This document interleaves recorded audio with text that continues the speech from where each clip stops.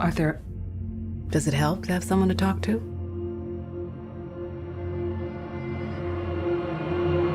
With Joker, obviously you're playing this quite villainous character, and often actors say that there's always something that they kind of latch onto to find empathy within a character. So for you with Joker, what was the kind of key for finding that with him? Well, when I read through the script, in a couple scenes I recognized the traits of PTSD, which is fight or flight or freeze, is sometimes the forgotten third part of it. And so the one part of the story that I believed was that he experienced childhood trauma. And so going into that research and seeing the effect that it has on somebody and how they perceive the world, basically he's in this highly reactive state in which he perceives and looks for threat everywhere.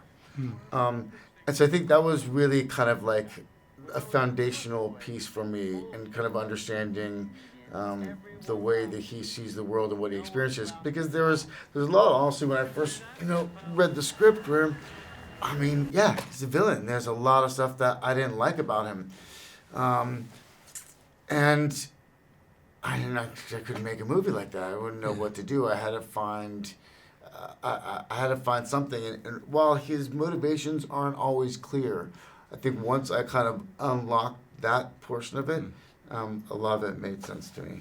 It's interesting that you mentioned PTSD because that's something quite a few of your characters in the past have had. Like You Were Never Really Here. Yeah, You Never as well. Here. That's where I really learned. That's where I learned about it and studied it, and that's why I recognized those traits when I read the script. I was like, oh, that's PTSD. Yeah, it's something that people haven't really spoken about. I guess is that your character Arthur is so childlike in this as well. He kind of goes almost from being a child to finishing a man in some ways. Did you see that at all in him?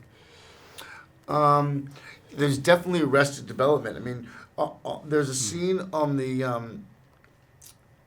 subway where this woman is being harassed by these three drunk men, and not only does Arthur not intervene, he doesn't intervene because he doesn't really understand the dynamic at play. In fact, he's looking at the guys wondering, is that how you talk to women?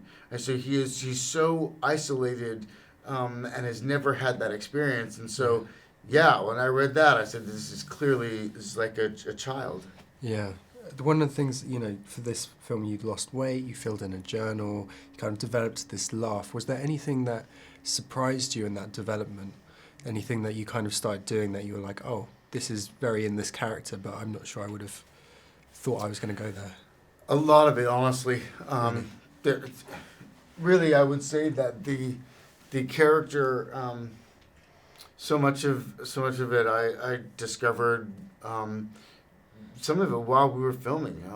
Weeks into filming, I had kind of a different understanding of things. Really, what it was is, in the sixth week was the first time that I played Joker in the sixth week of shooting, and playing that part of him made me think about Arthur differently. So we went back the following Monday to shoot Arthur. I talked to Todd, and I had just kind of thought that I had been approaching it in the wrong way, and we started talking about other possibilities. So for me, like, a movie is it's alive. It's not a science. It's something that you are reacting to. Oftentimes, it tells you what it wants to be. And so, when you're sitting alone in your house in a vacuum, making, reading through the script and coming up with ideas, there's only so much that you can do. But when you get on set, you start feeling the room and seeing the production design, and you're in wardrobe. You meet the other actors. You start being affected by that, hopefully, and it influences the work. It's interesting that you say you only kind of became Joker after so long, because obviously in the film you kind of finish as Joker. Do you feel like there's a lot more to explore within the character, or are you quite happy leaving that as it is? I mean, honestly, I would still be shooting if I could. Really? Yeah, I mean, it's kind of endless, the possibilities.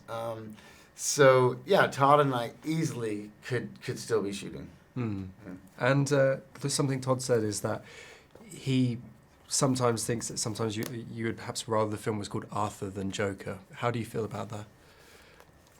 Did he say that? He did say that. That's because he's fucking with you.